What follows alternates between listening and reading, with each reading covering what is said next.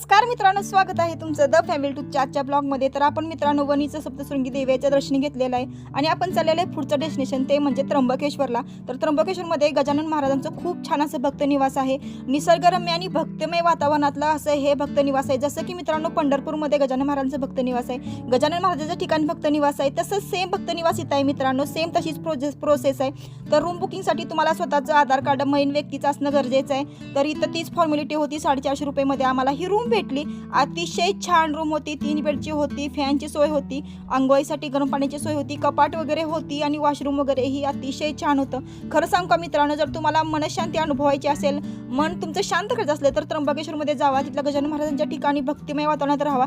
खरोखर तुम्हाला लय भारी आणि लय फ्रेश वाटेल आणि आपल्या फॅमिलीसोबत तुम्ही खूप छान टाइम स्पेंड करू शकता। तर आम्ही छान असं फ्रेश झालो रूमवर गेल्यानंतर आणि त्यानंतर आम्ही चाललेलो आहे महादेवाच्या दर्शनाला। तर मित्रांनो घेऊया आता महादेवाचं दर्शन। हर हर महादेव।